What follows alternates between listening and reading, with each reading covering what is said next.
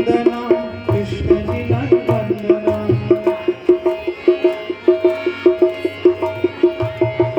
राम जी वंदना कृष्ण जी वंदना राम जी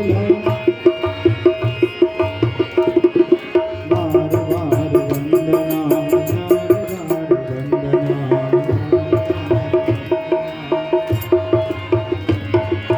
अस्मद्गुरो वंदना परमगुरो वंदना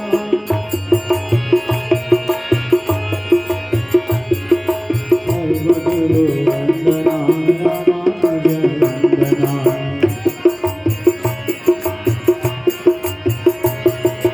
सर्वगुरो वंदना रामानुज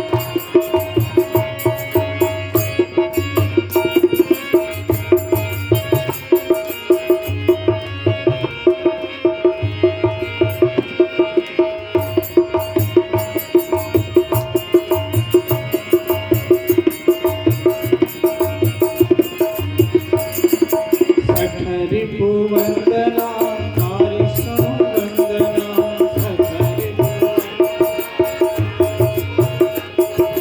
श्री विश्वक्सेन मुनि सेनापति वंदना श्री विश्वक्सेन मुनि सेनापति बार बार वंदना हजार बार वंदना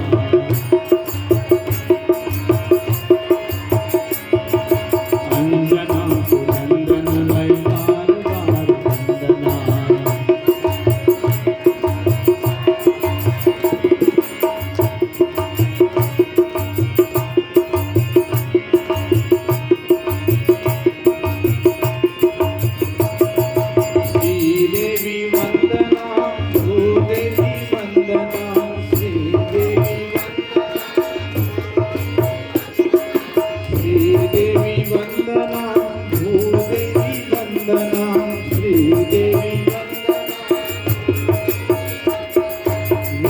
देवी वंदना गोदा देवी वंदना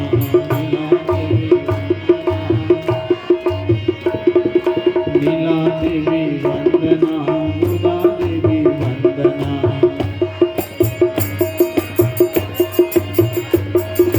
बार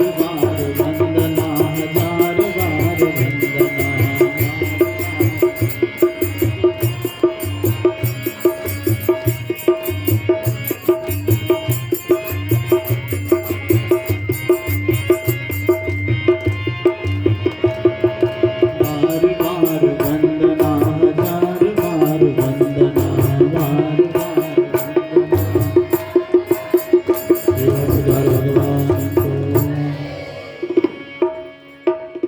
अखिले कल्याणकर्तानां श्वेत समस्त वस्तु विलक्षण अनंत ज्ञानानंद स्वरूप सौशील्य वात्सल्य मार्दव आर्जव सौहार्द सौगुण लावण्य स्थैर्य धैर्य आदि अनंत कल्याण गुणाणव सर्वेश्वरेश्वर भगवान श्रीहपति श्री हरि को दिव्य निरहेतु कृपा कटाक्ष द्वारा आयोजन भएको यो श्रीमद् भागवत सप्ताह ज्ञान महायज्ञ मंचमा आसीन हुनुभएका श्री लक्ष्मी वेंकटेश मंदिर 32 पुतलिका युवराज श्रीमान श्री पुरुषोत्तमाचार्य स्वामी महाराज त्यसै गरी यहाँलाई श्रीमद् भागवत महापुराणको संस्कृतमय पाठलाई श्रवण गराउनुहुने श्रीमान श्री अच्युत स्वामीजी त्यसै गरी सङ्गीतमा राम्रो प्रखर वादन गर्नुहुने श्री सुजन बन्जाराज्यू त्यसै गरी यज्ञलाई सम्पन्न गर्नुहुने श्रीमान खगेन्द्राचार्य स्वामीजी काठमाडौँबाट पाल्नुहुने श्री राम स्वामीजी त्यसै गरी जनकपुरबाट पाल्नुभएका ऋषि प्रपन्नाचार्य स्वामीजी यहाँ मण्डपमा आजको 7औं दिवसीय श्रीमद् भागवत श्रवण गर्नको लागि उपस्थित हुनुभएका सम्पूर्ण भक्त भागवत यहाँहरू सबैका श्री चरणमा साष्टाङ्ग प्रणतिपूर्वक आजको श्रीमद् भागवती वार्तालाई हामीहरू श्रवण गर्दैछौँ।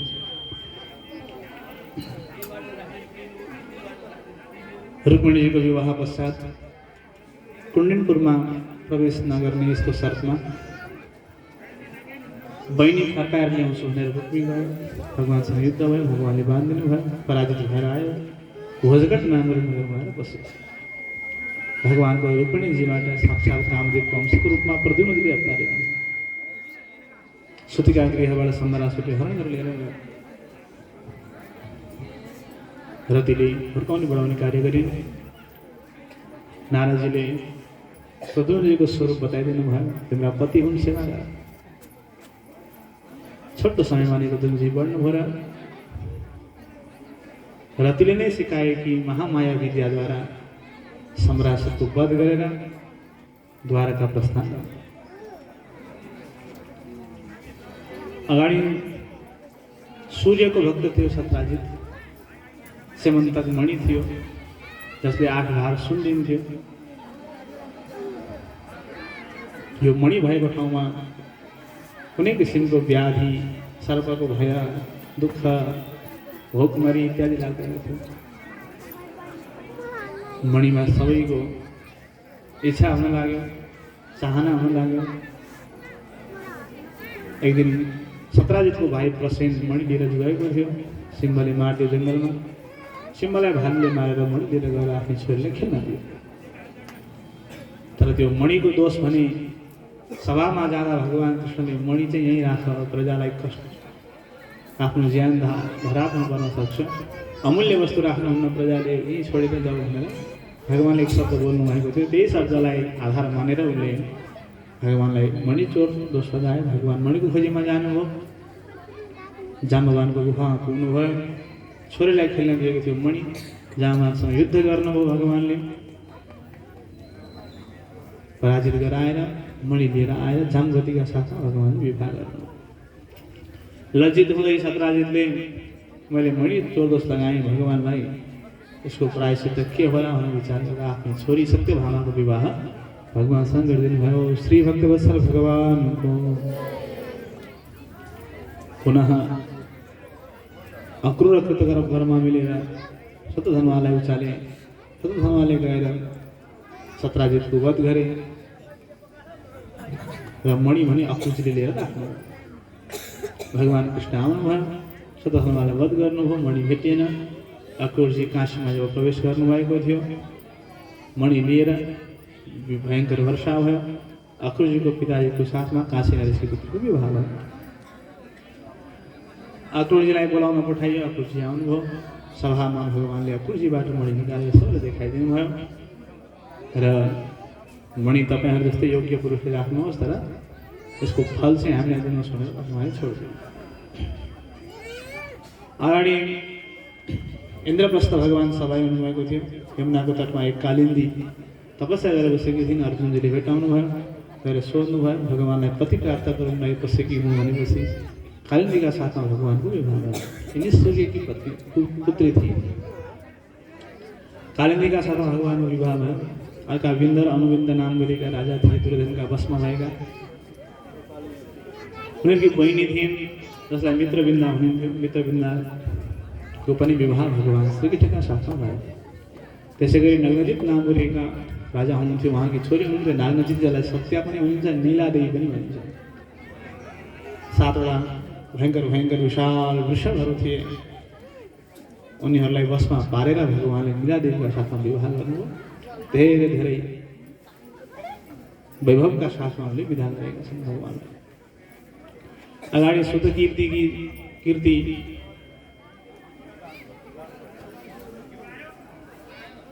भद्राका साथमा भगवान्ले सुतकीर्तिका सुपुत्री सुतकीर्तेः सुताम भद्राम, भद्राका साथमा भगवान् विवाह भयो। पितृ ससुर पश्चात भगवान्ले मद्राधिपति की छोरी लक्ष्मणका साथमा पनि भगवान्ले विवाह गर्नुभयो। यसरी भगवान्का 8 विवाह यहाँ सम्पन्न भए। इन्द्रका कुण्डल छत्र इत्यादि हरण गरेर लिएर जानेवाला सम्रासुर थियो। भगवान्लाई प्रार्थना गरेपछि भगवान्सँग यो भौमासुरलाई वध गर्नको लागि भगवान् सवार हुनुभयो। प्राग ज्योतिषपुरमा बस्दथ्यो मुर नाम गरेको दैत्यलाई साथमा लिएको थियो। मुर नाम गरेको दैत्यले त्यही मुर बनाएको थियो। विभिन्न उसका बाउन्ड्रीहरू थिए। गिरी दुर्गाई वरिपरि पहिला पर्वतको घेरा थियो, त्योभन्दा भित्र शस्त्रहरूको घेरा थियो, त्योभन्दा भित्र जलको थियो, त्योभन्दा भित्र अग्निको थियो, त्योभन्दा भित्र वायुको थियो, त्योभन्दा भित्र विद्युत इत्यादिको पनि उसले घेरा राखेको थियो।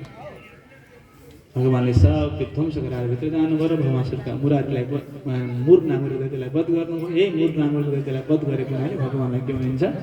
मुरारी। श्री मुरारी भगवानको भौमासुरसँग युद्ध भयो। सत्यभामाको आज्ञाद्वारा भगवानले सत्यभामाको सहमतिमा यो भौमासुरको वध गर्नुभयो। पारिजातका प्रसङ्गहरूलाई बताउनुहुन्छ। अगाडि भगवानले रुक्मिणीजीका साथमा केही हँसी मजाक ठट्टा गर्नुभएको छ। भगवानका प्रत्येक पत्नीहरूका 10-10 पुत्र हुनुभयो। यतापट्टि भगवानका पुत्र हुनुहुन्थ्यो प्रद्युम्नजी, प्रद्युम्नजीका पुत्र हुनुहुन्थ्यो अनिरुद्धजी। अनिरुद्धजीको विवाहमा रुक्मीको शिर छेदन भएको प्रसङ्गलाई बताउनुहुन्छ। बाणासुरकी छोरी उषाले सपनामा प्रद्युम्न अनिरुद्धजीलाई देखे। मन्त्री थिए कुम्भाण्ड नाम गरेका मन्त्री। मन्त्रीकी छोरी थिइन् चित्रलेखा। चित्रलेखाले चित्र लेख्दै गइन्। अनिरुद्धजीको जब चित्र लेखिन्, अनिरुद्ध हो भने गएर अनिरुद्धजीलाई उनले लिएर आए। पश्चात राजाले थाहा पाए, अनिरुद्धलाई जेलमा हालिदिए। भगवानले शिलान्यास गर्नुभयो र अनिरुद्धजीको र उषाको विवाह गर्नको लागि भयङ्कर युद्ध भयो बाणासुरसँग। बाणासुरका 1000 हात थिए। भगवानले छ्याउँदा 4 हात हारे। मैले बलिको वंशलाई मार्ने गरेको छैन, प्रहलादको वंशलाई मारिदिने भनेको वचन दिएको थिएँ। त्यही अनुसार यसलाई भार स्वरूप भएको हात मात्रै छिनाएको मैले मारेको। 4 हात बनाएर छोडिदिनु भगवानले। लज्जित भए। उषाको र अनिरुद्धजीको विवाह भयो। अगाडि यी ज्वरहरूको पनि यहाँ युद्ध भएको छ। विष्णु ज्वर र शिव ज्वर। विष्णु ज्वरबाट शिव ज्वर पराजित भएर दिव्य स्तुति गर्यो। यी प्रसङ्गहरूलाई श्रवण गर्नाले कहिले पनि त्यसको पराजय हुन्न भन्ने यसको फलश्रुति बताएको छ। एक दिन एउटा छेपारो थियो। भगवानका वंशजहरूले त्यो छेपारोलाई उद्धार गर्न खोजेका थिए। सकेनन्। भगवान जानुभयो। बायाँ हातले यसो छुनु के भएको थियो, दिव्य स्वरूपमा प्रकट भयो। भगवानले सोध्नुभयो, हो यस्तो चम्किलो चम्किलो को हुनुहुन्छ? मैले भनौँ, मेरो नाम कहिले काहीँ कानमा परेको थियो होला नि। मेरो नाम मृग हो। म इच्छाको छोरो हो। धेरै दान गर्थेँ मैले, धेरै गाई दान गरेँ। भगवानले सोध्नुभयो, गाई दान गऱ्यो र किन यसरी छेपारो भयो त? मृगले भने, एक दिन मैले एउटा गाई दान गरेको थिएँ, त्यही गाई फर्केर आयो, मिसिएछ मेरोमा। त्यही गाई भोलिपल्ट अर्को ब्राह्मणलाई दान गर्ने। एउटा ब्राह्मणलाई दान गरेको गाई फेरि फर्केर आएर गोठमा मिसियो। भोलि त्यही गाई अर्को ब्राह्मणलाई दान गर्ने। बाटोमा दुवैले त्यो ब्राह्मणले गाई भेटाएर तानातान गरेछ। यो मेरो गाई भन्ने अघि दिन दान दिने ब्राह्मण, भोलिपल्ट दान दिने मेरो गाई भन्ने, दुईले तानातान भयो मेरो गाई। जामिन राजाकोमा दुवै राजाको सन्धिमा आउनुभयो। राजालाई आएर भन्नुहुन्छ, महाराज यो गाई मलाई दिएको होइन त? अर्कोले भन्छ, मलाई दिएको होइन त? राजाले क्षमा याचना गरेन। मैले बिराएँ, बडा अपराध भयो, यस्तो भएछ, यसको निराकरण के हुन्छ? हजुरहरूले नै उपदेश गरेर भनिदिनु पऱ्यो। म मोहमा परेँ, जान्न सकिनँ, बडा अपराध भयो, क्षमा दिनुहोस् र उपाय बताउनुहोस्, म के गरौँ भनेर दुवै ब्राह्मणको चरण समात्नु पर्थ्यो। तर राजाले के गर्नुभयो? छोडिदिनुहोस् एउटा गाई उहाँलाई, त्यसको सट्टा म हजुरलाई 10,000 गाई दिन्छु, 1 लाख गाई दिन्छु। बार्गेनिङ गर्न थाल्यो। त्यो एउटा गाई छोडिदिनु, अरू दिन्छु म त नै। महाराज मलाई अरू गाई होइन, त्यही गाई चाहियो। दुवैले भनेको त्यही गाई चाहियो। अन्तिममा दुवै ब्राह्मणले त्यो गाई छोडेर जानु। समय बित्दै गयो। राजाको शरीर छुट्यो। राजाले गरे भने, महाराज तपाईँको त धेरै पुण्य छ, एउटा पाप छ। पाप कहिले भोग्ने कि पुण्य कहिले भोग्ने? राजाले भने, पहिले दुःख पाएर पछि सुख पाएको राम्रो, पहिला सुख पाएर पछि दुःख पाएको नराम्रो। त्यही भएर म पहिले पाप भोग्छु पनि पुण्य मजाले भोगौँ। त्यही पाप भोग्ने क्रममा म छेपारो है। भगवान् भन्नुहुन्छ नाहं हालाहलं नन्ये विषं यस्य प्रतिक्रिया ब्रह्मस्वं हि विषं प्रोक्तं नास्य प्रतिविधिर्भुवि। म हालाहाललाई विष मान्दिनँ, किन यो हालाहालको त उपचार हुन्छ, तर हालाहालको के हुन्छ बरु उपचार हुन्छ, तर ब्रह्मस्व खाएको उपचार छैन, भगवानको सन्तति खाएको उपचार छैन, शिवस्व खाएको उपचार छैन। शिवस्व खानु हुँदैन, ब्रह्मस्व खानु हुँदैन। ब्राह्मणको वस्तुलाई झुक्क्याएर आफूले उपभोग गर्नु हुँदैन। यसले के गर्छन्? कुलम समूलम दहति, समूल त्यसको कुल डढेर भस्म हुन्छ। ब्रह्मस्वारणि पावकः ब्रह्मस्वं दुरनुज्ञातं भुक्तं हन्ति त्रिपुरुषं प्रसेहेतु बलात् भुक्तं दश पूर्वान् दशापरा। अगाडिका 10 पुस्ता पछाडिका 10 पुस्तासम्म असर गर्छ ब्रह्मस्वले। त्यही भएर ब्रह्मस्व भनेको ठुलो विष हो, त्यसको उपचार छ। कसैले केही गरे पनि त्यसबाट मुक्त हुन सक्दैन। त्यसैले ब्राह्मणहरूको सधैँ अनुकूल भएर रहनु, उहाँहरूको प्रेमी भएर रहनु भनेर बताउनुभयो। बलरामजीको दिव्य चरित्र यमुना कृष्णको लीला बताउनुहुन्छ। पौण्डक नामहरूको राजा थियो उहाँ। मै वासुदेव हुँ भनेर भगवानका चिन्हलाई अङ्कित गरेर नक्कली चिन्ह बनाएर शङ्ख चक्र बनाएर नक्कली गरुड बनाएर उडेर बस्दथ्यो। भगवानलाई युद्धको लागि चुनौती दियो। भगवान अक्षौणी सेना लिएर जानुभयो। एक अक्षौणी युद्धमा पौण्डरको वध गर्नुभयो। काशी नरेशको भगवानले वध गरिदिनु भयो। सारा सुदर्शन चक्रद्वारा वाराणसी काशीपुरी डढेर भस्म भयो। भस्म भएको वाराणसीपुरी चक्र सुदर्शनबाट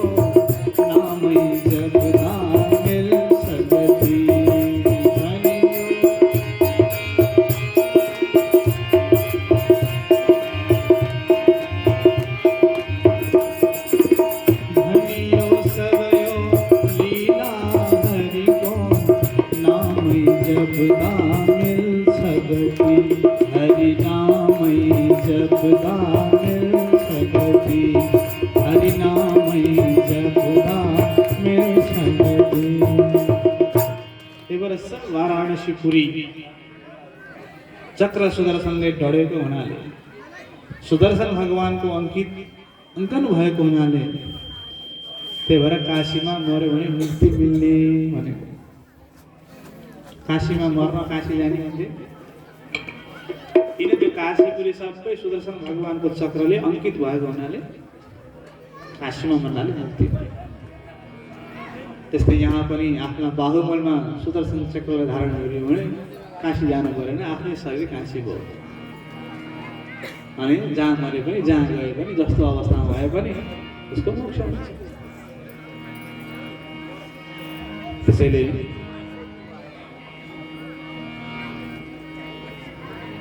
यी विषयहरूलाई यहाँ बताउनु हो। दुविध नगरको बाँदरलाई मारेर बलवानले वध गर्नुभयो। हस्तिनापुरको प्रश्न गर्नुभएको छ र साम प्रसङ्गमा दुर्योधनकी छोरी लक्ष्मणको विवाह भएको छ। भगवानको गृहस्थी लीलालाई हेर्नको लागि नारदजी जानुभएको छ। भगवानले सब दिव्य पञ्चकाल परायण हुनुभएको थियो। पञ्चकालको लागि चाहिने सम्पूर्ण विषयहरू भगवानले गर्नुभएको थियो। अभिगमन उपादान विद्या स्वाध्याय योग यी सबै काल भगवानले गरेर आफूले देखाउनु भयो। अगाडि जरासन्धका राजा थुनिएका राजाहरूले पत्र पठाए, भगवानलाई दूत पठाए। भगवान राष्ट्र यज्ञमा आउनु पाण्डवहरूबाट भीमसेन अर्जुनलाई लिएर भगवान मगध नरेश जरासन्ध कहाँ जानु हो। जरासन्ध ब्राह्मणको भक्त भएको थियो। प्रातःकाल गएर भिक्षा माग्नु हो। युद्ध हुँदैदेखि राजाले युद्ध दिनुहोस् राजाले,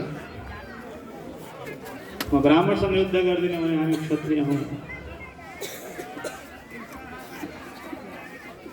ये भीमसेन हुनुहुन्छ, ऊ अर्जुन हो। कृष्णम जाने तेरी को, म तिम्रो शत्रु हुँ कृष्ण।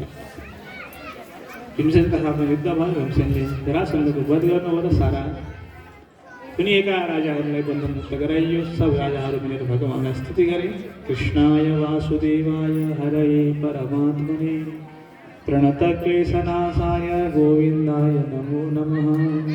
यो स्तुति बन्दी भएका राजाहरूले भगवान श्रीकृष्णलाई गर्नुभएको। अगाडि पहिलो पूजा भगवानको भयो। शिशुपाल निन्दा गर्यो, भगवानले चक्र छोडिदिनु। शिशुपालको शिक्षा दिनुभयो। शिशुपालको साथी थियो सालभर तपस्या गर्नुभयो शिवजीसँग। यादवहरूका लागि डरलाग्दो भयङ्कर विमान चाहियो भन्नु, अस्त्र अस्त्र चाहियो भन्नु।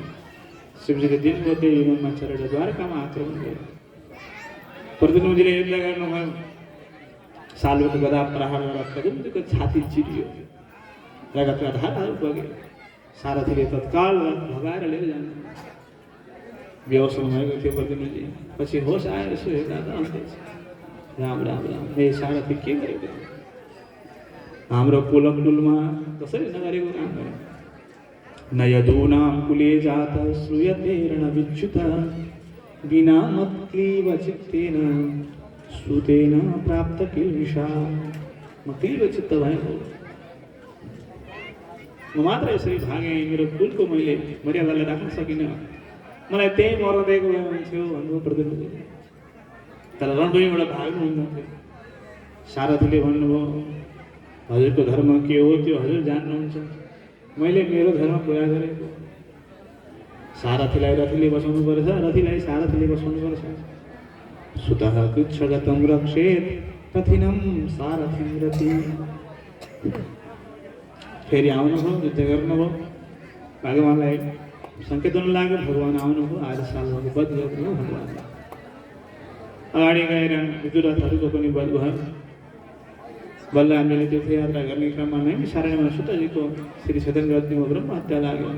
ब्रह्महत्यालाई शोधन गर्नको लागि बलरामजी तीर्थयात्रा गर्नुभयो।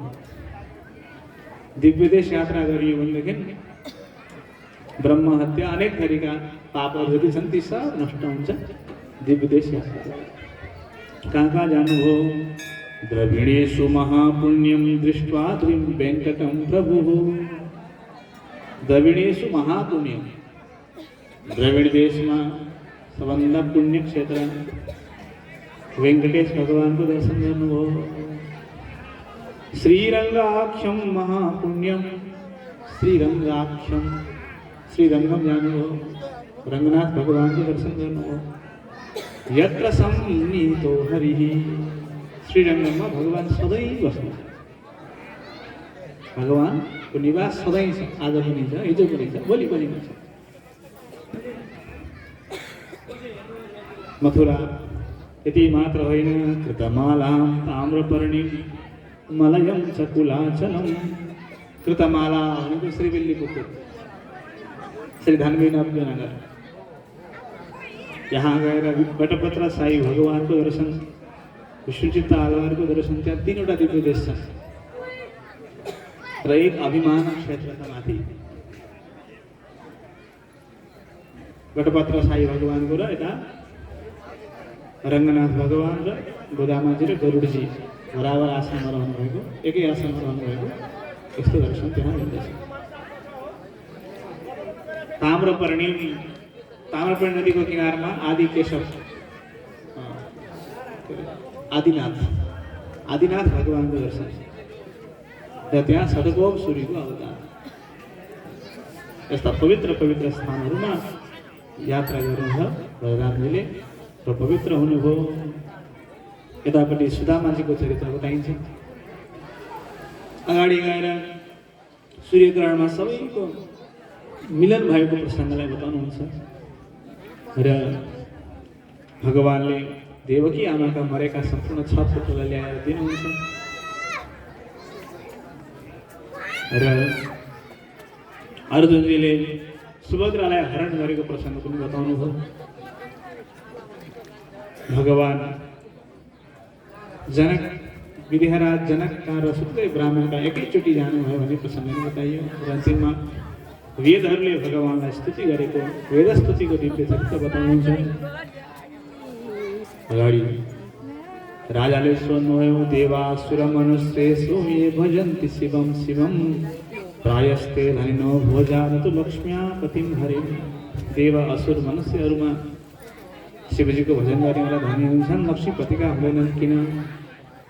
सुखदेव मुनि भन्नुहुन्छ दुईटाको स्वरूप फरक फरक भएको हुनाले फरक फरक व्यवहार देखिएको, गुणले समृद्ध हुनुभएको हुनाले गुणले आवृत हुनुभएको हुनाले शिवजीद्वारा यहीँका वस्तुहरूको फल मिल्दछ। वैकारिकतयसस्य तामसस्य त्यहं त्रिधा ततो विकारा भवन् षोडशामि सुकञ्चन। गुणले आवृत भएको हुनाले वैकारिक सत्व रजत तम इत्यादि गुणले आवृत भएर त्यसको परवश भएर त्यो गुणको परवश भएको व्यक्तिले थोरै सेवा गर्यो भने खुसी हुन्छ, तर उसलाई फल दिँदाखेरि त्यो फलले उसको कल्याण गर्छ कि गर्दैन, उसले भोलि के गर्छ कसो गर्छ, उसको आत्माको जीवनको लागि यो बाधा हुन्छ कि के हुन्छ भन्ने कुरा ख्याल नगरिकन उसले दिन्छ भने भगवान हरि त निर्गुण हुनुहुन्छ, प्रकृतिभन्दा पर हुनुहुन्छ। मृणाम्नि श्रेयसार्थाय योगतीर्णो यदोकुले। जुन जति चिज दिँदा उसको श्रेय हुन्छ कल्याण हुन्छ त्यति चिज मात्र दिनुहुन्छ अरे भगवान। बढी दिएर मान्छे मातेर फन्क्यो भनेदेखि त फेरि पतन भयो। कति दिँदा यो ठिक्क ठाउँमा बस्छ त्यति दिने, बढी दियो भनेदेखि आफ्नो श्रेयबाट चुप हो। श्रेय हुने चिज हाम्रो जति मिलेको छ नि अहिले त्यो श्रेय हुने हो भन्ने कुरा बुझ्नु पर्यो।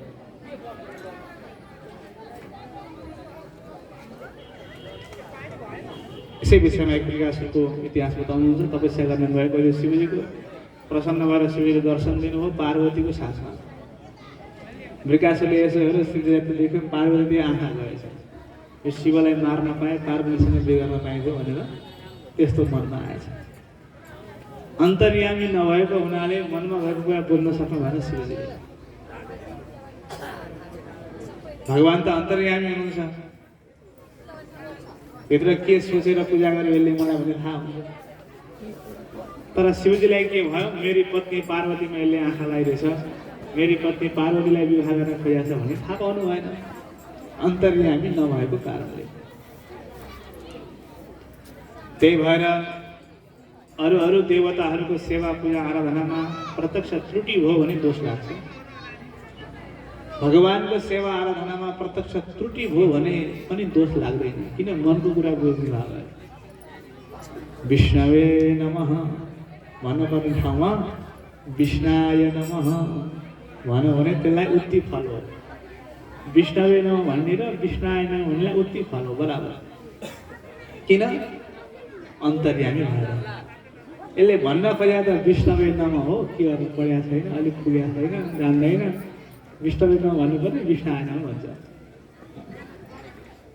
भित्रको कुरा त भगवान जान्नुहुन्छ नि त। त्यही भएर भित्रको कुरा जान्ने भएको भगवानको सेवा गर्दा प्रत्यक्ष कर्ममा त्रुटि भए पनि यदि भगवानको राम्रो गरौँ भन्ने सोचभित्र छ भनेदेखि, राम्रो पवित्र भावनाले गरेको छ भनेदेखि त्यो भित्रको भावना भगवानले हेर्नुहुन्छ, बाहिर गरेको लीला हेर्नुहुन्छ। तर देवताहरूको पूजन गर्दा देवताहरूको पूजनमा यदि भित्री भावना राम्रो छ भने भित्री भावना उनीहरूले बुझ्न सक्दैन, नराम्रो छ बुझ्न सकिँदैन। बुझ्न सक्ने भइदिए शिवजीले यो वृकासुरले पार्वतीमा आँखा लगाएको बुझ्न पर्थ्यो नि। उसको मनको कुरा पार्वतीलाई इच्छा भएको कुरा बुझ्नु पर्थ्यो नि, बुझ्नु भएन। एउटा देवीको भक्त रहेछ, उसकी श्रीमती बुढी बिरामी भागै गर्दै रहेछ। बिरामी भएको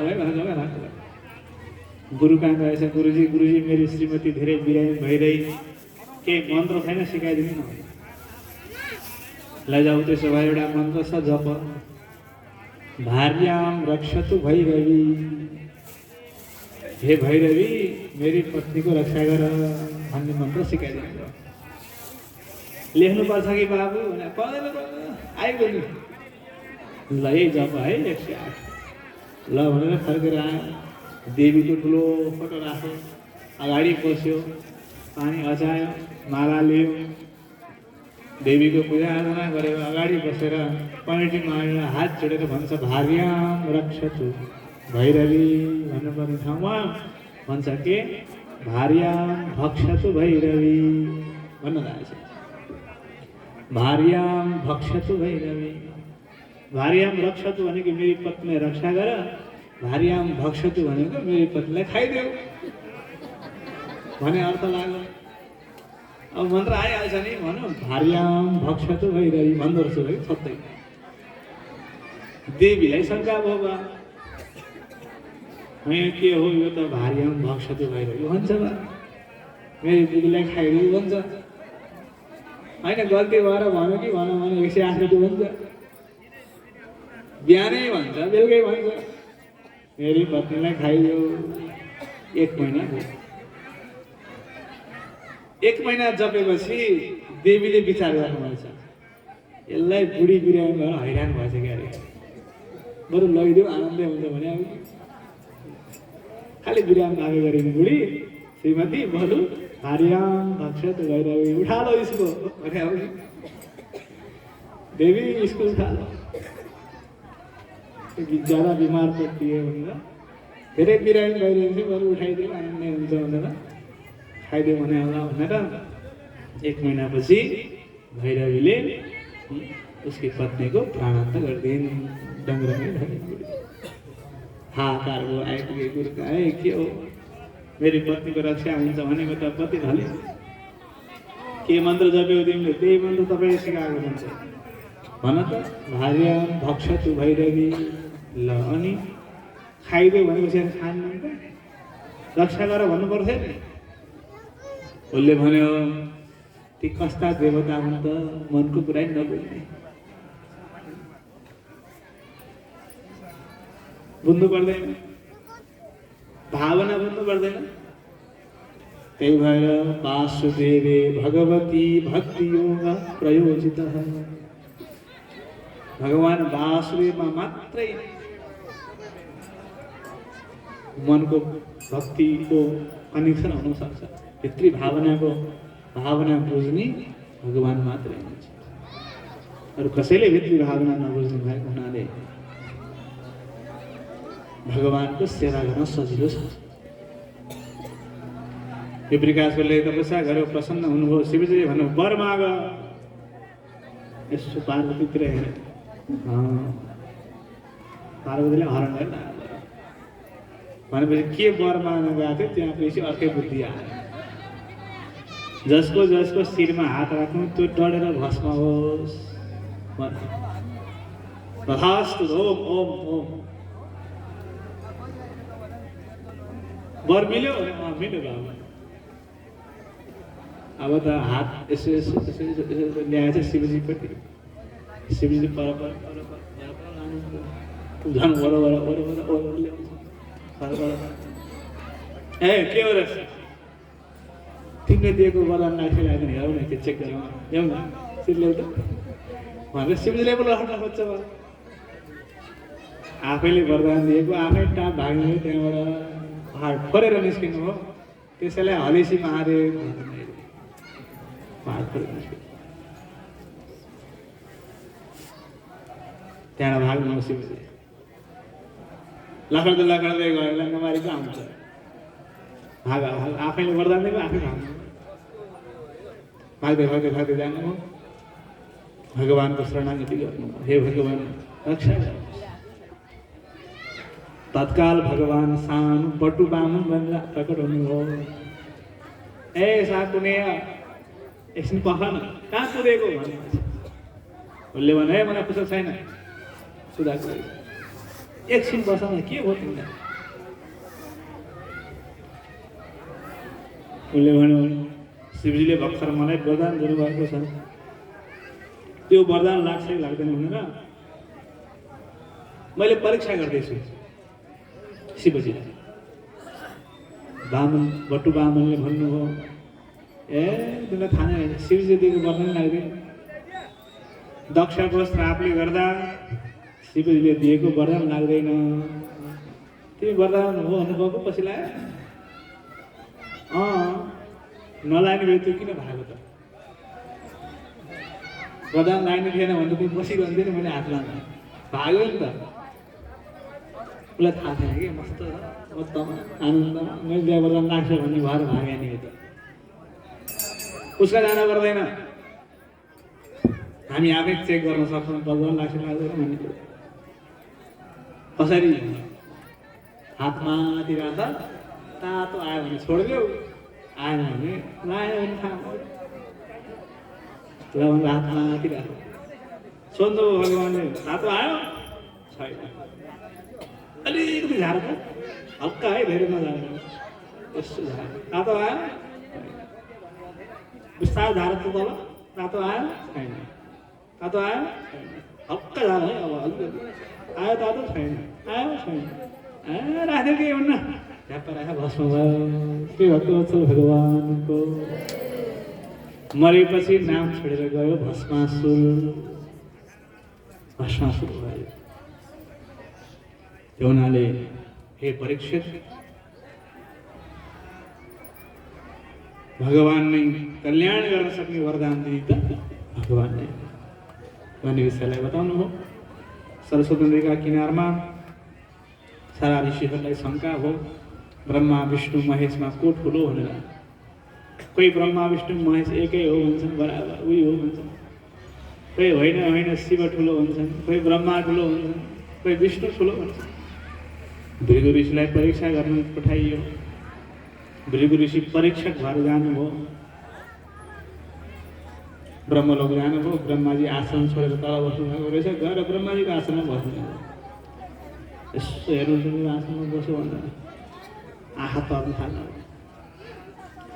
ओहो तपाईँ रजोगुणी हुनुहुँदो रहेछ। अलिकति सानो मान पुगेन भने, सम्मान पुगेन भने रिसाउने। तपाईँको सेवा कसैले पनि नगरून्, मूर्ति बनाएर। त्यही भएर ब्रह्माजीको मन्दिर बनाउने चलन छैन, किन सेवा गर्न सकिँदैन भनेर। सानो कुरामा रिसाउने, मान बढी चाहिने, रजोगुणी भएको हुनाले ब्रह्माजीको मूर्ति बनाएर सेवा गर्ने प्रचलन रहेन। त्यहाँबाट कैलाशमा जानुभयो। कैलाशमा गएको शिवजी वस्त्र नलागिकन घुम्नुभएको रहेछ। ओहो मेरो भाइ आयो भृगु, आऊ आऊ भनेर हात भन्नु आउनु भएको छ।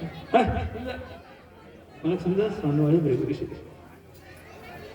मलाई सुन्छ भन्नु रहेछ भनेर त्रिशूलले लखेल्न थाल्नुभयो। तपाईँ तमोगुणी हुनु रहेछ, तपाईँको लिङ्गको पूजा होस् साथै। त्यसैले शिवजीको लिङ्गको पूजा हुन्छ। त्यहाँबाट वैकुण्ठ जानुभयो। भगवान सुतिरहनु भएको थियो शेष शय्यामा। गएर भगवानको छातीमा एक पाता प्रहाड्याम हान्नु। तत्काल भगवान उठेर आएर भृगु ऋषिको चरण धार्नु। अतीव कोमलौ तात चरणौ ते महामुने, इत्युक्त्वा विप्रचरणौ मर्दयन् स्वेन पाणिना। भगवानले आफ्नै हातले भृगु ऋषिको चरण सेवा गर्न। यस्तो कोमल चरणले यस्तो कठोर छातीमा प्रहार गर्न हामीलाई कति दुःख हुन्छ। क्षमा गर्नुहोस्। भृगु ऋषिले विचार गर्नु, जहाँ शान्ति छ, जहाँ करुणा छ, जहाँ आफूलाई अपराध गरेको, आफ्नो अपराध गरेको नदेख्ने यस्तो स्वभाव छ। भगवानमा भएका गुण कस्ता रे? हिजो अस्ति नभएको र अरूसँग सिकेको गुण रहँदैन। भगवानमा भएका गुणका सारे कोहीसँग सिकेर प्राप्त भएको गुण होइन भगवानको। स्वाभाविकानवधिकातिशयेषु त्रित्वं नारायण त्वयि न मृष्यति वैदिकाः। ब्रह्मा शिव शतमख परमस्वराणि ते ते यस्य महिमार्णवविदृशस्ते। भगवानको गुण स्वाभाविक हो, कसैबाट सिकेर आएको गुण होइन। स्वाभाविक गुण के हुँदैन, हट्दैन यति गरेर। स्वभाव हो दुस्तेज हो, स्वभाव तो दुस्तेज हुन्छ। जसको आजकल आइसिस गइसिस भन्ने बानी परिआएन भने बोल्दा बोल्दै फुस्किन्छ। आफ्नो पहिलेको स्वभाव के हो त्यो फुस्किन्छ, अहिले नयाँ सिके आउँदै आउने। स्वाभाविक गुण हो भगवान। त्यसैले हिजो थियो आज छैन कि भोलि हुन्न कि भन्नु पर्दैन। सबैलाई दया गर्नेवाला भगवान, हात्तीको लागि कुद्नेवाला भगवान, मेरा लागि कुद्नुहुन्न कि भगवान बदलिनु हो कि स्वभाव बदल्यो कि छैन। भगवानको स्वभाव कहिले पनि बदल्दैन, भगवानको गुण कहिले पनि बदल्दैन। यी सबै स्वाभाविक हुन्, आपसे आप रहिरहेका हुन्। त्यसैले भगवान नै सर्वश्रेष्ठ हुनुहुन्छ भनेर ब्रह्मा विष्णु महेशमा भगवान विष्णु नै सर्वश्रेष्ठ हुनुहुन्छ भनेर घोषणा गर्नुभयो सरस्वती नदीको किनारमा श्री भृगु ऋषिले। श्री भक्तवत्सल भगवानको अगाडि गएर अर्जुनजीले द्वारकाका एक ब्राह्मणका बच्चालाई बचाउन नसकेको प्रसङ्ग छ। भगवानले घुमा नारायण भगवानको सन्निधिमा गएर ती बच्चाहरूलाई ल्याउनुहुन्छ र दिनुहुन्छ। यसरी 10 स्कन्धकालीलाई पूर्ण गरिन्छ। 21 स्कन्धमा भागवत धर्मको चर्चा छ। यो भागवत धर्म भनेको वैष्णव धर्म। जस्तो कुनै धर्मको विवेचन पुराणमा छ कि छैन भनेर हेर्ने हो भने वैष्णव धर्मको विवेचन पुराणमा स्पष्ट लेखिएको छ। त्यसमा पनि श्रीमद् भागवतको 21 स्कन्धको दोस्रो अध्यायदेखि यो वैष्णव धर्मको व्याख्या गरिएको छ। यहाँले आफ्ना घरमा पनि भागवत छ भने पल्टाएर हेर्न सक्नुहुन्छ। वैष्णव धर्म भनेको के रहेछ। यो बीचमा कसैले प्रकट गराएको धर्म होइन। कसैले सोचेर प्लानिङ गरेर एउटा जत्था तयार गर्छु भनेर निक्लेको पार्टी जस्तो होइन। यो पुराणमा भएको बताइएको धर्म हो, वैष्णव धर्म। कस्तो रे, कोही मान्छे नबुझिकन वैष्णव भएछ भने, थाहा नै नपाइकन भएछ भने, मन नलागी भएछ भने, जसरी भएछ भने पनि धावन निमिल्यवा नेत्रे न स्खलेत न पतेत इह। जान्दै नजानिकन भएको रहेछ भने पनि त्यो मान्छे चिप्लिने, पछारिने, पतन हुने ठाउँ छैन। मैले अस्ति पनि भने आगोलाई जान्दै नजानिकन छोडेछ भने पनि पोल्छ नि आगोले। र आगोमा पिएचडी गरेर सारा शास्त्र पढेर वैष्णव भएछ भने पनि त्यसलाई उत्ति फल हो। केही नपढिकन वैष्णव भएछ भने पनि त्यसलाई उत्ति फल हो। पढेर वैष्णव हुनेलाई चाहिँ धेरै फल, नपढिकन जान्दै नजाने बुझ्दै नबुझ्नेलाई चाहिँ कम फल होइन। अक्षरै नचिनेका लागि पनि उत्ति हो। विश्व ब्रह्माण्ड नै खाएको रहेछ भने पनि उसलाई पनि उत्ति हो। त्यसमा कुनै भेद होइन। धावन निमिल्यवा नेत्रे न स्खलेत न पतेत इह। यो राजमार्ग यस्तो हो, यहाँ त आँखा हेऱ्यो भने चाहिँ लड्छ। आँखा छिल्लो भने चाहिँ लड्दैन, आँखा हेऱ्यो भने लड्छ। आँखा चिन्नु भनेको के हो, विश्वास। फलानालाई आँखा चिनेर विश्वास गर्न सकिन्छ भन्छ। त्यस्तै यो संसारमा एउटा मात्रै यस्तो पन्थ छ, एउटा मात्रै यस्तो एउटा परम्परा छ जहाँ आँखा चिनेर विश्वास गर्न सकिन्छ। यानास्थाय नरो राजन न प्रमादेत कर्हिचित् धावन निमिल्यवा नेत्रे न स्खलेत न पतेत इह। नारदजीले सोध्नुहुन्छ वसुदेवजी, हे नारदजी, के म यो वैष्णव धर्मको विषयमा सुन्न योग्य छु? यदि मलाई कृपा गर्नुहुन्छ भने म सुन्न चाहन्छु। ज्ञान श्रुत्वा श्रद्धया मर्त्यो मुच्यते सर्वतो भया। वैष्णव धर्मलाई स्वीकार गर्न सकिन भने पनि वैष्णव धर्म के रहेछ भनेर सुन्यो मात्र भने पनि सबै भयबाट चाहिँ मुक्त हुन्छ। के रहेछ भनेर सुन्यो मात्र भने, जान्न खोज्यो मात्र भने। नारदजी भन्नुहुन्छ श्रुतो पठितो ध्यात आदृतो वानुमोदिता सत्य पुनाति सद्धर्मो देव विश्वद्रोहोभिः। यो भागवत धर्मलाई सुन्नाले पढ्नाले अथवा अरूलाई अनुमोदन गर्नाले,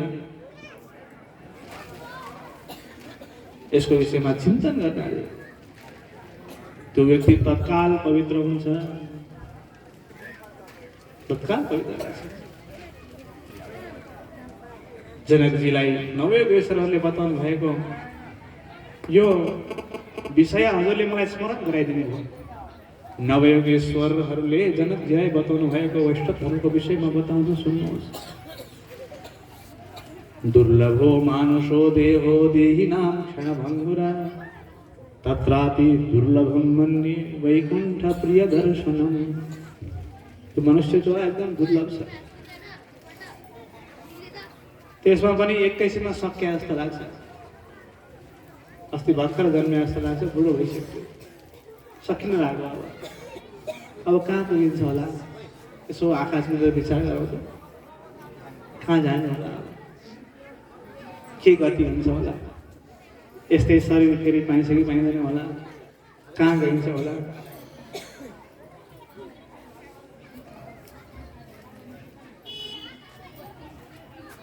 त्यस्तो क्षणभङ्गुर देहमा वैकुण्ठ पनि भगवानलाई मनपर्नेहरूलाई देख्न पनि दुर्लभ छ।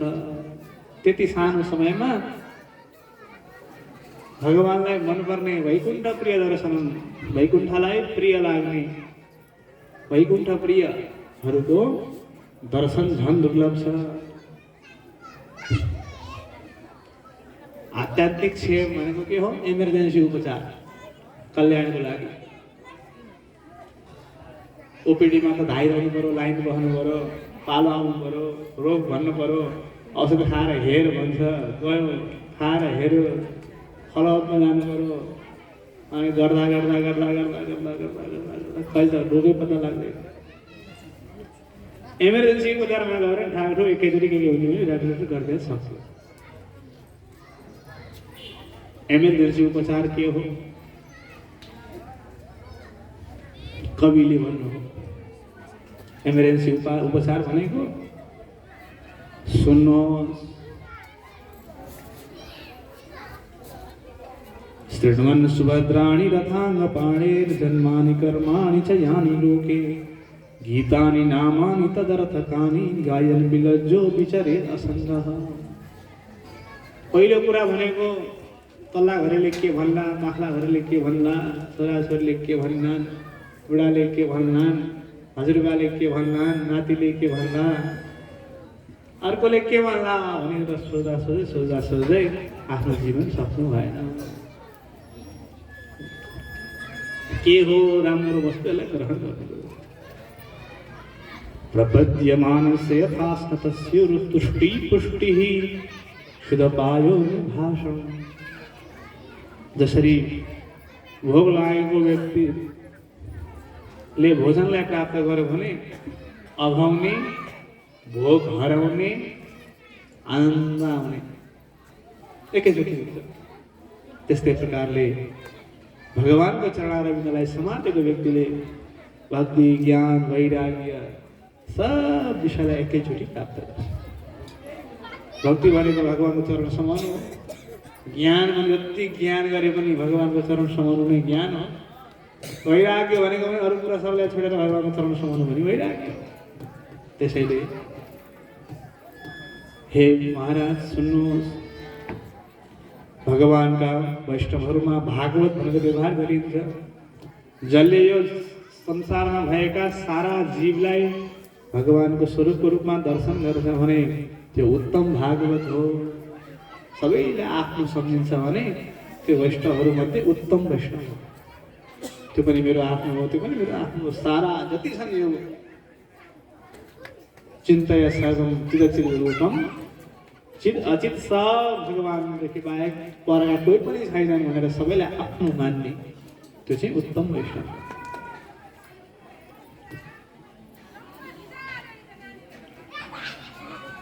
त्यसपछि भगवान र भगवानका सेवा गर्नेलाई मात्र आफ्नो मान्ने मध्यम हो। भगवानलाई आफ्नो मान्ने अनि भगवानको सेवा गर्नेलाई मात्र आफ्नो मान्ने। भगवानको सेवा नगर्ने परपर जाने त्यसलाई आफ्नो नमान्ने त्यो चाहिँ मध्यम हो। सबैलाई आफ्नो मान्ने उत्तम, भगवान र भगवानको सेवा गर्नेलाई मात्र आफ्नो मान्ने मध्यम, भगवानलाई मात्रै गर्ने अरूलाई नगर्ने अधम। त्यसरी प्राकृत गरेर 3 किसिमका वैष्णव हुन्छ। एक वैष्णव भगवानलाई मात्रै मान्छन्, अरूलाई मान्दैनन्, है प्राकृत भयो। त्यो भगवानलाई र भगवानको सेवा गर्नेहरूलाई मात्र मान्ने ती मध्यम भयो। सबैलाई आफ्नो मान्ने उत्तम हो।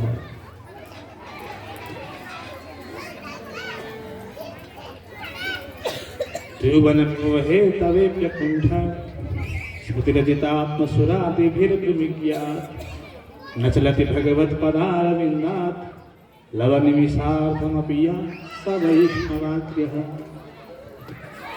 सारा त्रिभुवनको वैभव दिन्छु भगवानलाई छोड दे, 1 करोड दिन्छु भगवानलाई छोड दे भन्यो भने पनि 1 सेकेन्डको लागि पनि भगवानलाई छोड्न सक्दैन भने,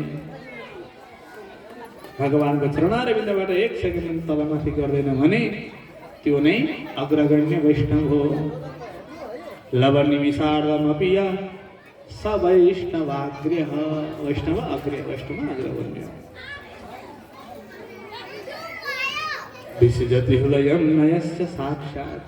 भगवान पनि जसको हृदयबाट छोडेर जान सक्नुहुन्न। भगवानलाई, भगवानका 2 चरणारविन्दलाई आफ्नो हृदयमा राखेको जो छ भने प्रणय रसनया धृताङ्घ्रिपद्मः स भवति भागवत प्रधान उक्तः। यो उत्तम भागवत हो जसले भगवानलाई आफ्नो हृदयमा, हृदय कमलमा भगवानका 2 चरण राखेर प्रणय रसनया भगवत चरणारविन्दको अनुरागले भगवानलाई बाँधेको छ भने, त्यो डोरीले बाँधेको छ भने, हात बाँध्यो भने के हुन्छ? मान्छे हिँड्न सक्छ, तर 2टै कुरा बाँधियो भने हिँड्न सक्दैन।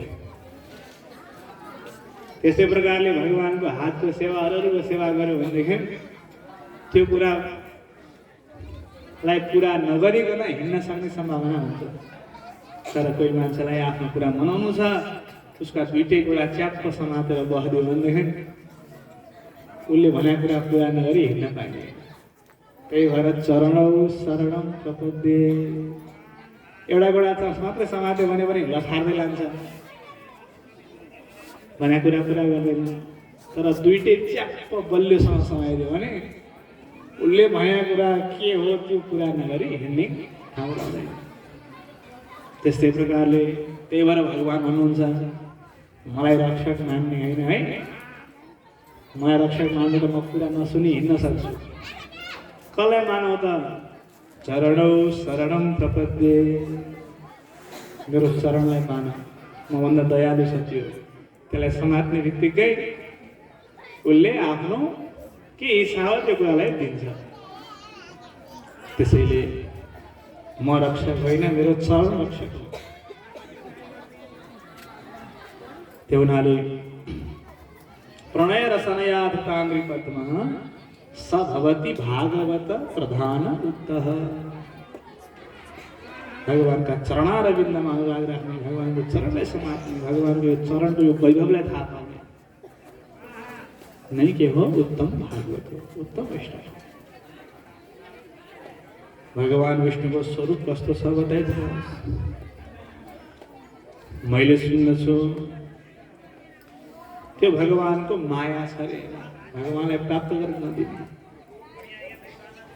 त्यो मायालाई पार गर्नको लागि के गर्नुपर्छ?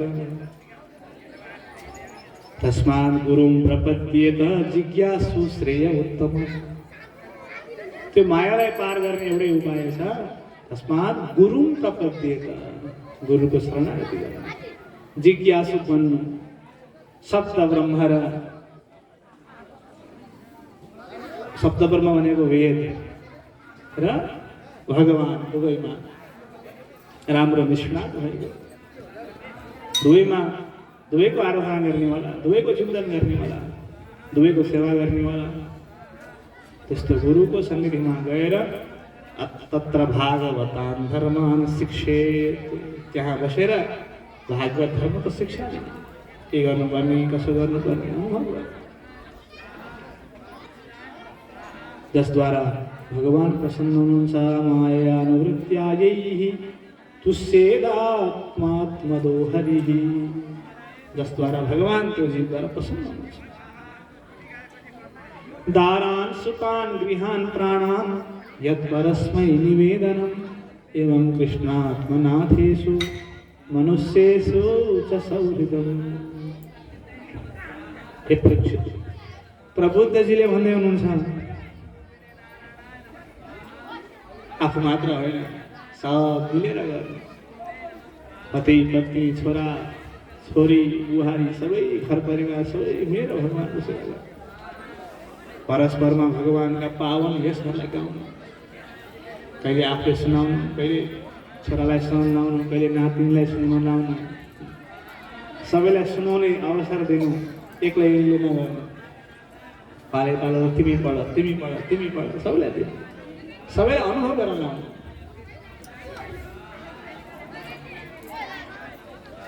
आफूले स्मरण गर्नु, अरूलाई स्मरण गराउनु। यसरी यो भागवत धर्म रहेको छ। भगवान नारायणको स्वरूपको विषयमा गर्दै जाँदा कर्मको पनि चर्चा गर्नुहुन्छ। के हो कर्म, अकर्म, विकर्म भन्ने तीन किसिमका कर्मभेद रहेका छन्। वेदले बोलेको परोक्षवाद हुन्छ, परोक्ष भाषा हुन्छ, त्यसलाई बुझ्न सकिन्न। त्यही भएर जुनसुकै कर्ममा पर्ने के गर्नु, मूल मन्त्रेण चार्चयेत्। केही मन्त्र आएन भने मूल मन्त्रले पूजा गर्नु।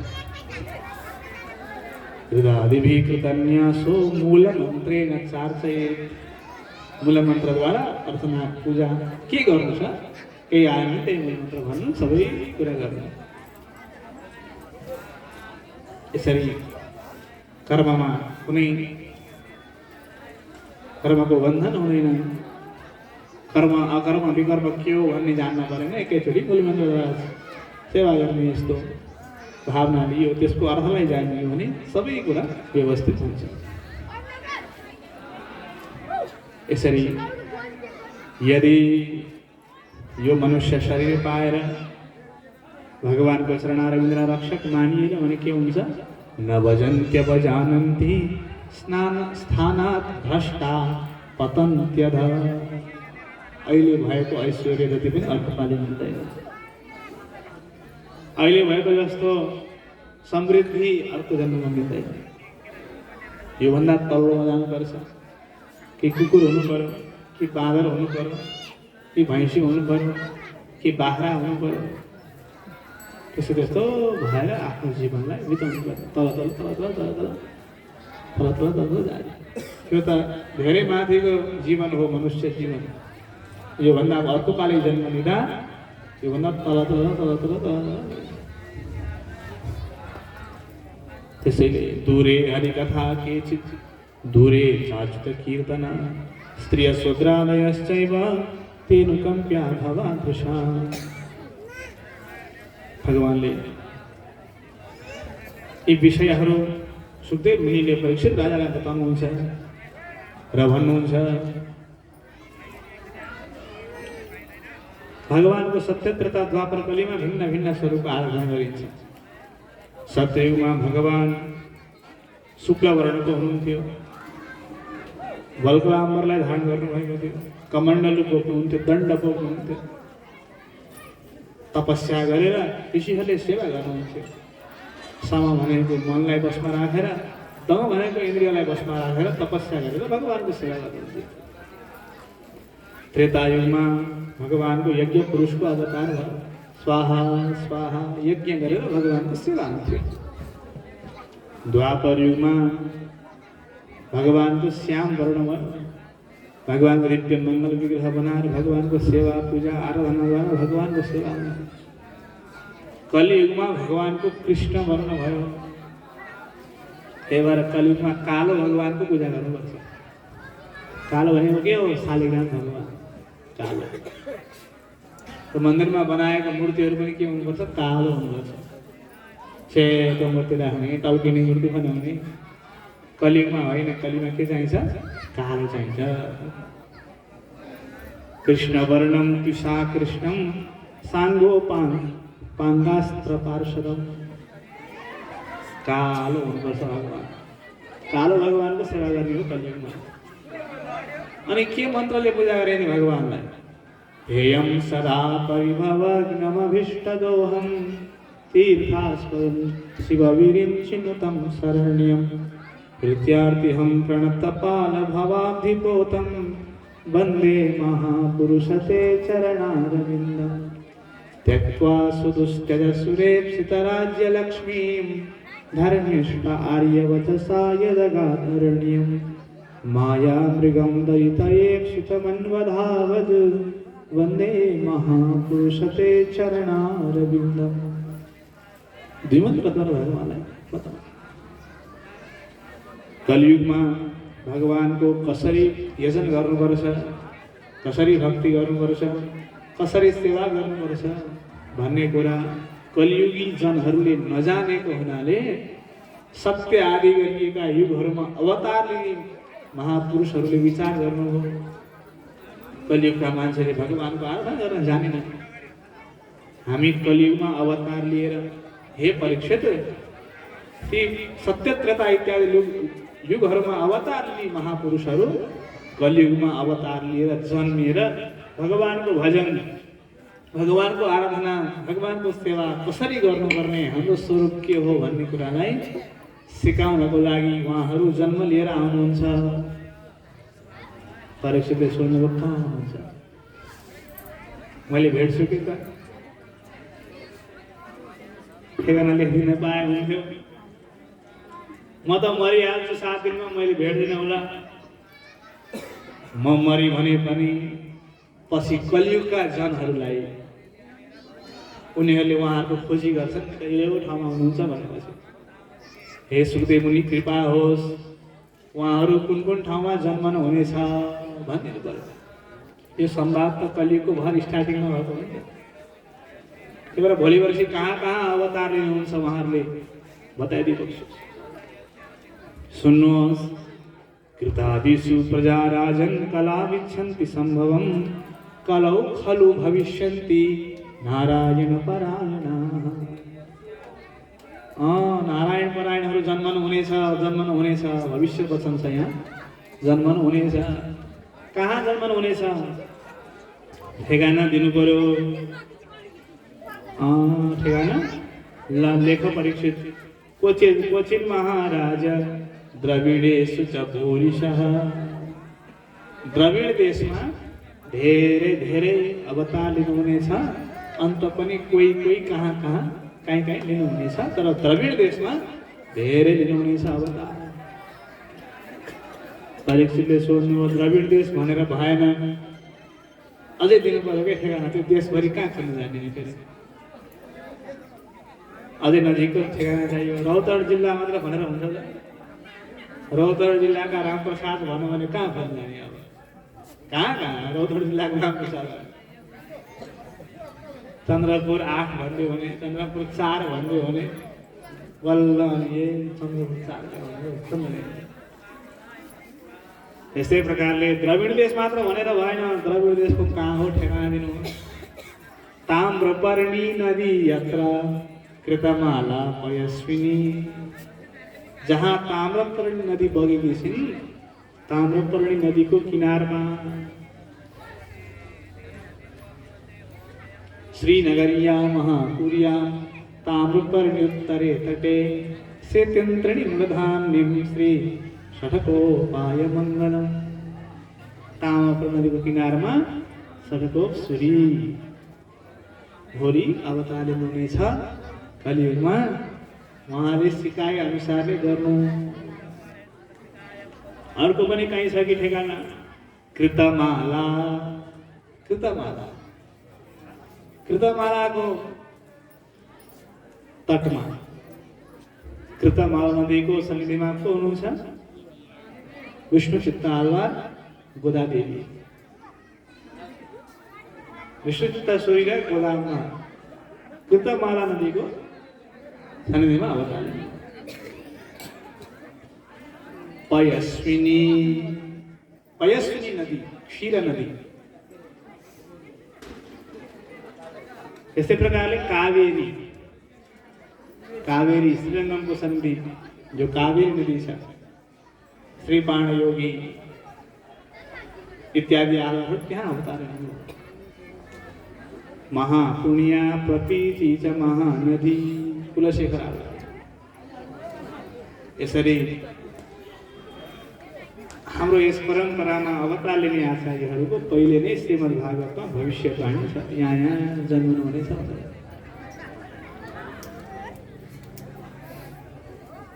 अनि उहाँहरूले भने अनुसार गर्नाले के हुन्छ? देवर्षि भूतात्मगणाम पितृणाम। हामी जन्म बित्तिकै हामीलाई तीनटा ऋण लागेको हुन्छ। देव ऋण, ऋषि ऋण, पितृ ऋण। त्यो देव ऋण, ऋषि ऋण, पितृ ऋण भगवानको शरणागति गर्न यो सब नष्ट हुन्छ। सर्वात्मनाय शरणं शरण्यं गतो मुकुन्दं परिहृत्य कर्तम। त्यसका सब ऋणहरू मुक्त। यसरी के गरी उसले शरणागति भएपछि नराम्रो काम गर्यो भने नि फेरि पतन हुने काम गर्यो भने के हुन्छ? विकर्म यच्चोत्पतितं कथञ्चित् धुनोति सर्वं हृदि सन्निविष्टा। यदि कथञ्चित् नराम्रा कर्महरूबाट भयो भने त्यसलाई धुलाउने, पखाल्ने तारक भोगाएर हुन्छ कि कसरी हुन्छ? त्यसलाई ठिक गर्ने जिम्मा सबै कसको हुन्छ? भगवानको हुन्छ। बजारमा पसलमा थाप राखेको लुगा फोहोर हो भने हामीलाई के मन पर्छ? पसलमा कपडा राखेको थियो, धुलो लाएर मैलो भएछ, हामी पुगिन जान्छौँ? जाँदैन। धोइदिन जाँदैनौँ नि? जाँदैन। तर त्यही लुगा आफूले किनेर ल्याइसकेपछि त्यहाँ धुलो लाग्यो भने, फोहोर लाग्यो भने हामी कति चिन्ता गर्छौँ? ओहो मेरो लुगा हेर फोहोर लागेको छ। के गर्छ उसले? धुनको लागि आफै तयारी हुन्छ। कसरी धुनुपर्ने हो, कसरी प्रयोग गर्नुपर्ने हो त्यो कपडाको लाइरहन मिल्ने छ कि छैन? राम्रो छ, लाइरहन मिल्ने बेला लाउनु पर्यो। लाउँदा लाउँदा लाउँदा लाउँदा लाउँदा लाउँदा पुरानो भयो, थोत्रो भयो भने त्यसलाई निकालेर भुइँ पुग्न प्रयोग गर्नु पर्यो। जहाँ गरे उसैले प्रयोग गर्छ।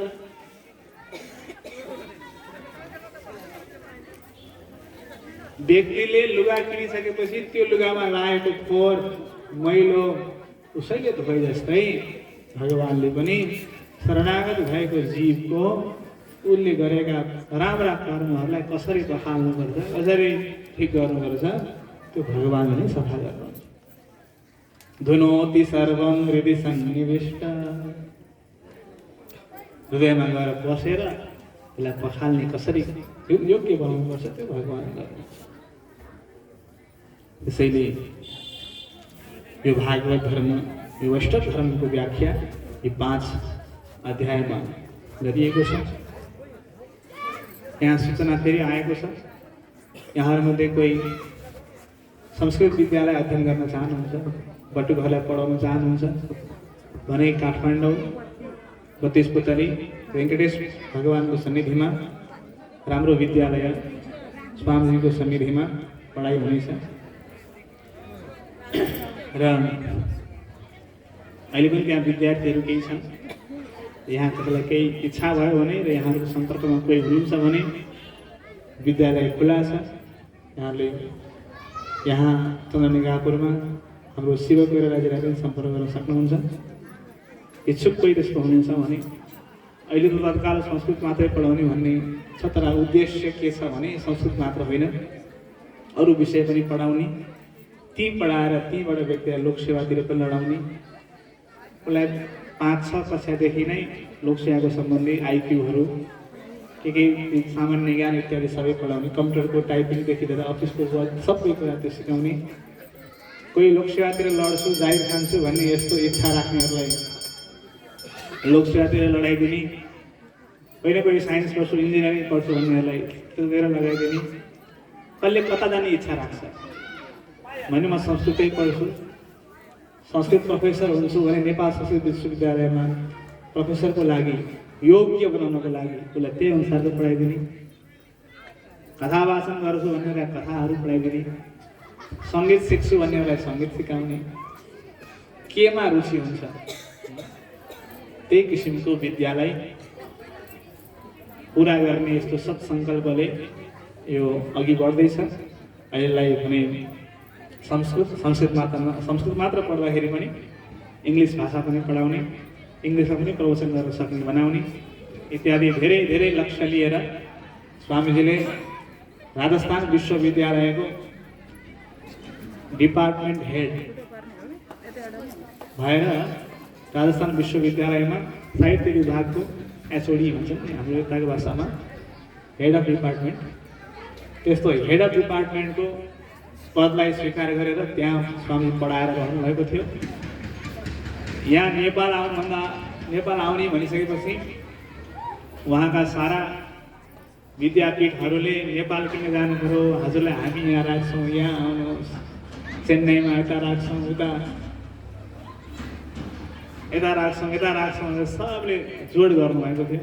होइन, म आफू जन्मेको मेरो भूमि नेपालमा केही पढाउँछु, योग्य विद्वानहरू निकाल्छु भनेर पढाउँदै त्यहाँको जागिर छोडेर हामी भए त सपनामा पनि छोड्ने थिएन, विपनाको कुरै छोड्थ्यौँ। सपनामा त्यो जागिर छोडेको सपना देख्यो भने पनि हामीलाई त छटपट्टि भएर हामी त सपनामा 1 सेकेन्ड पनि त्यो छोडेको सपनामा सुत्दा हामी त्यसलाई वर्णन गर्न सक्दैनौँ। तर त्यस्तो विषयलाई विपनामा नै सर्लक्कै छोडिदिएर यहाँ आएर स्वामी निवास गर्नुभएको छ। यो हामी सबैको लागि ठुलो गौरवको विषय हो। तर हामीले अब हिरा चिन्न सकेनौँ भने जस्तै भएको छ। हिरा मणि प्राप्त गरियो तर मणि चिन्न सकिएन, मणिको सन्निधिमा बसेर पारस मणिलाई चिन्न सकिएन, फलाम भएको भए गएर बस्यो भनेदेखि त्यो ठुलो हामीको लागि हानि हुन्छ। त्यसैले यस्ता योग्य हुनुहुन्छ भने, पढ्ने इच्छुक हुनुहुन्छ भनेदेखि त्यहाँ विद्यालय रहेको छ, पढाउन सकिन्छ। यसरी श्रीमद् भागवती कथा एकादश स्कन्धमा 24 गुरुहरूको विषय वर्णन गर्नुहुन्छ। अगाडि गएर विभिन्न आश्रम गृहस्थ इत्यादिको धर्मलाई वर्णन गर्नुभएको छ र अगाडि गएर हंसावतार भगवानको चरित्र पनि वर्णन गरिएको छ। ज्ञान योग, कर्म योग, भक्ति योग इत्यादिको पनि वर्णन गर्नुभएको छ। एउटा लोभीको प्रसङ्ग बताउनुहुन्छ। अवन्तीपुरमा रहेको एक लोभीको प्रसङ्ग छ। अगाडि भगवान श्रीकृष्णले अब लीलालाई सम्मान गर्ने इच्छा राख्नुभयो। पिण्डारा क्षेत्रमा गएका यादवहरूलाई दुर्वासा इत्यादि मुनिहरूले तिमीहरूको वंश नाश होस् भनेर मुसल पैदा हुनेछ भन्ने श्राप दिएर त्यो श्राप परेको हुनाले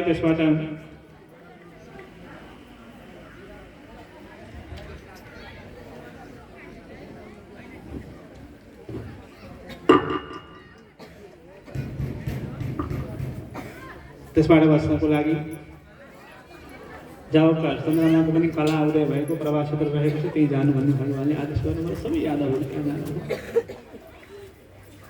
त्यो मुसललाई घोटी बगाइएको थियो। त्यसैबाट एरेका नामको झार उत्पत्ति भएको थियो, सानो टुक्रा छोडिएको थियो। जरा नाम गरेको व्याधाले आफ्नो बाणमा लगाएको थियो। प्रवाह क्षेत्रमा यज्ञ सम्पन्न भइसकेपछि मदिरालाई पान गरेर एक आपसमा सब लडाइँ गर्न लाग्यो। 7 वर्ष टुटेपछि त्यही हेरेका नन्दुले झारले एक अर्कालाई वध गर्न लाग्यो। यादवहरू एक आपसमा लडेर नै सब मदन लाग्यो।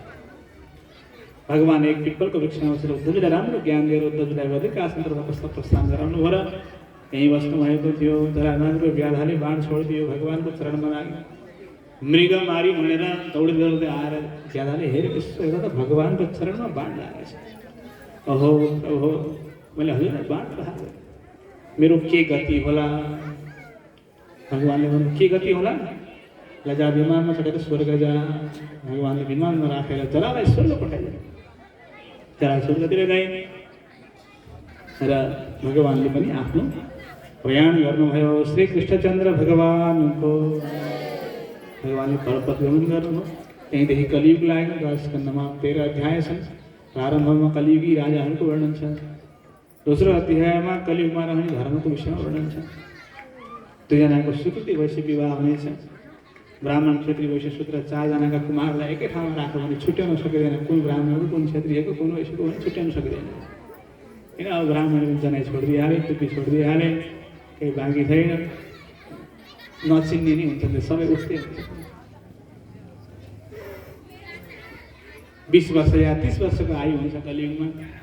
20 वर्ष बाद त्यहाँ बस्नु भएको छ, दर्शन गर्न जाउँ भनेर लाइन लाग्छ। आशीर्वाद दिनुहोस् 20 वर्ष बाद हुन्छ। 20 या 30 वर्षको उमेर।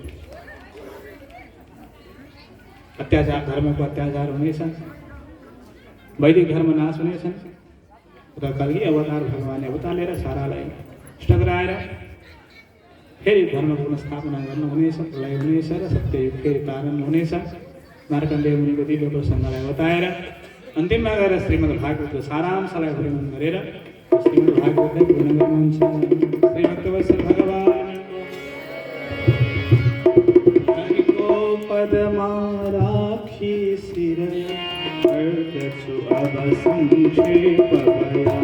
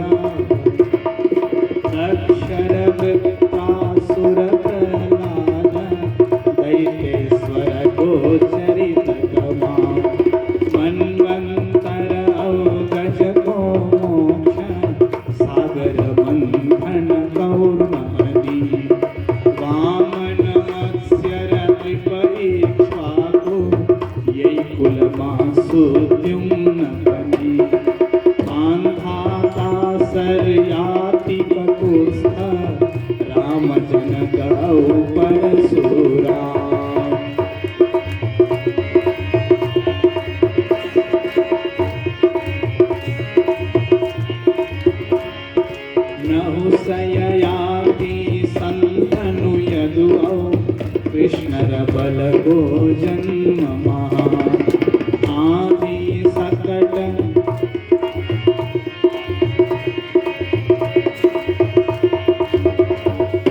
आदि सकट वत्स प्रलंब पूतना अधौधेनु असुर हर को मोक्षर को पट ढेलो बाट बचे को कथा मधुर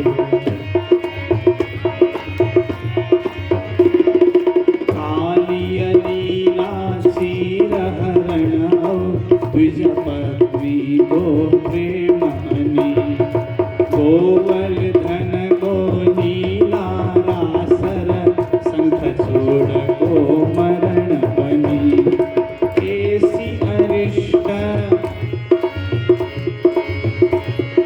केसी अरिष्ट बधाओ मथुरा गमन रघोपी विरहति गमन रघोपी विरहति हाथी मोष्टिका औचाणूर कंसहरो गो मृत्यु गति कंसहरो गो मृत्यु गति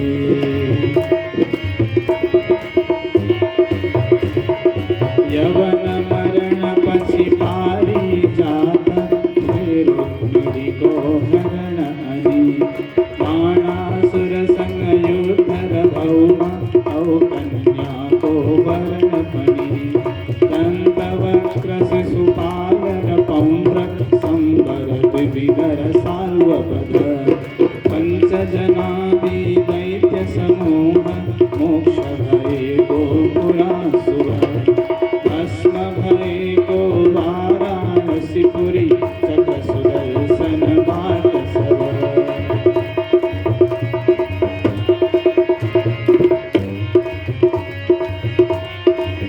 पांडव द्वारा भार हटाउनु मणि सब यादव वंश क्षय उद्धव हरि को शुभ संवाद हनि प्रभु को निज धाम गमन चार प्रलय युग को लक्षण श्रोता नृप को मुक्ति मिलन श्रुति को शाखा मार्कंडेय मुनि को आस्था सूर्य स्थिति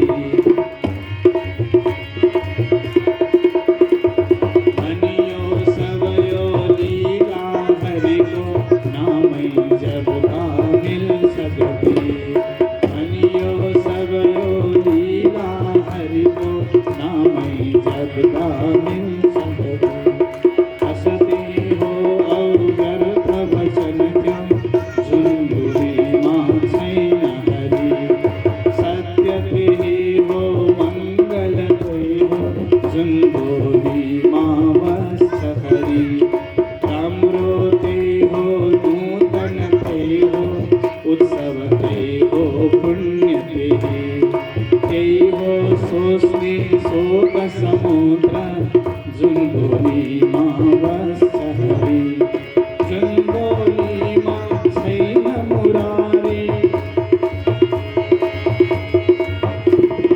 क्यों केवल पापर छान क्यों केवल पापर छान शुद्ध छैन तर हरि छपनेता जय हो भोली श्रेष्ठ महा पढ़े सुने माँ जो शुभ गंध मिल सातिर ब्रह्म गति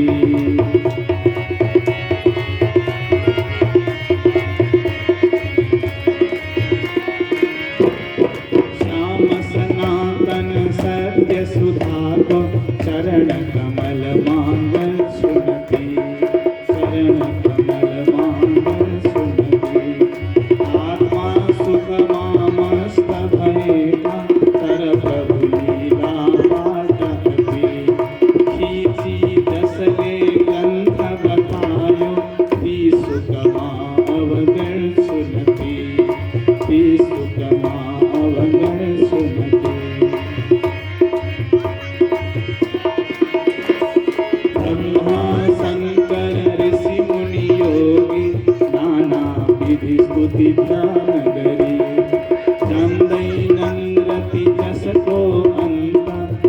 कई पदमांग सुनती 18 छंद व्यास पुराण श्लोक 4 लाख भरी इसमा 18,000 श्लोक हरि को कीर्ति भरी खाली यश को मुक्ति प्रयोजन इसमा दुखी लिए बसे इसमा दुखी लिए बसे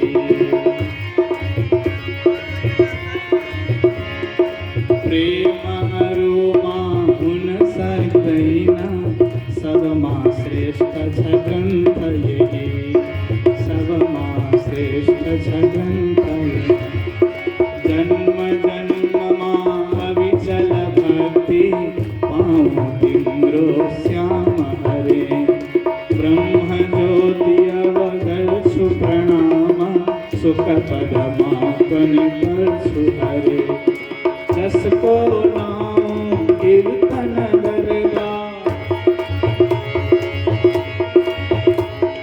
भाग सारा पाप जदी भाग सारा पाप जदी दुख हट छरे प्रणाम तिस कई पदमांग सुनती हरि कई पदमांग सुनती हरि कई पदमांग सुनती हरि कई पदमांग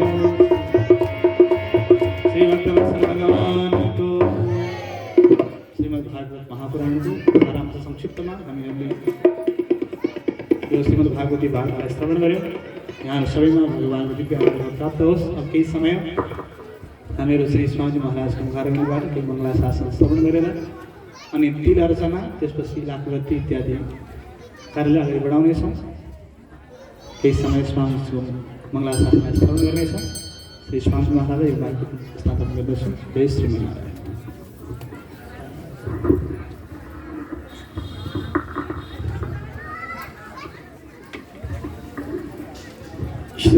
श्रीशैलेशदयापात्रं धीभक्त्यादिगुणार्णवं यतीन्द्रप्रवणं वन्दे